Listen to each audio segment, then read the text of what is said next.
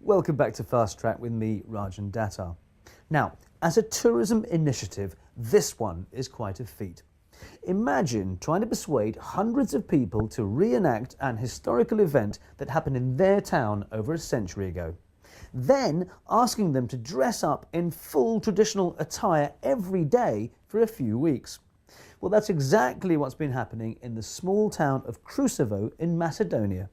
Amadee Bangu has been finding out more.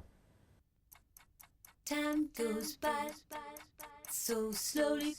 Time goes by so slowly. Time goes by so slowly. Time goes by so slowly. We returned all city Krushevo in the time of 1903 here because in that time it's happening most important historic moments for Macedonian history.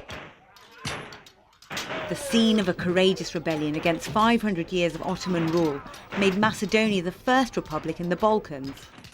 Although brutally crushed after just 10 days, the uprising in Krushevo is still celebrated to this day.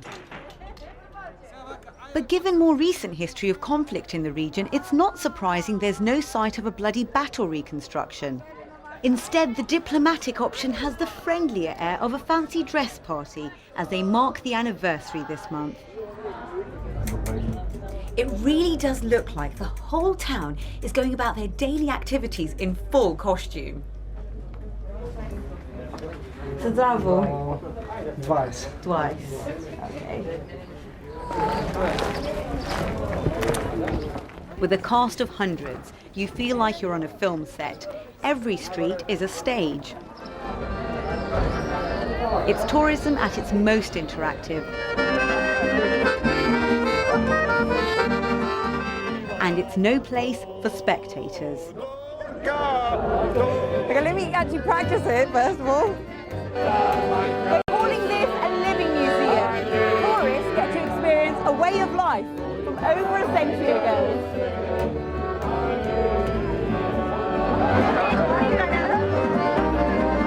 That's not that hard. Sloboda ili smrt za Makedonija!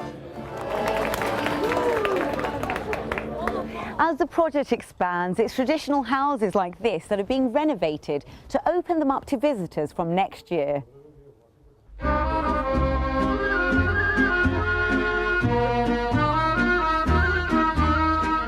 With our project, a lot of infrastructure, services can be improved, manufacturing and crafts can be saved from dying, and the young people can stay in Macedonia, in Krushevo, and with creating new jobs for them. This year is seen as a dress rehearsal. After all, it's an ambitious undertaking, organising a mass performance for several weeks every year. But this small town has big ambitions for tourism.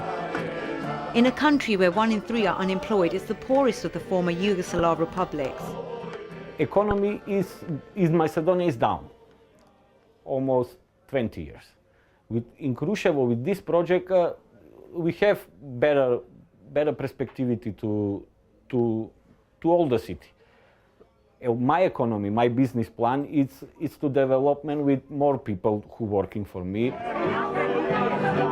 And it's not just about marking an historical event. Residents are celebrating and sharing their local customs. Believe it or not, they're actually staging an entire wedding just for the fun of it. Bravo. Well, it's one way to try to engage tourists as an alternative to city breaks in Europe. But the factors that work against Krushevo are those it has little control over. There are no direct flights to Macedonia from many of its key markets. And once you fly into the capital, it's another 3 hours drive to get here. If you could come here some months ago, you could see hopeless people, no opportunities for jobs, nothing in the future. Now you can see very engaged people all dressed in traditional costumes, dancing, singing, taking pictures with tourists, learning something more about the history, talking about the history, and that's already an achievement.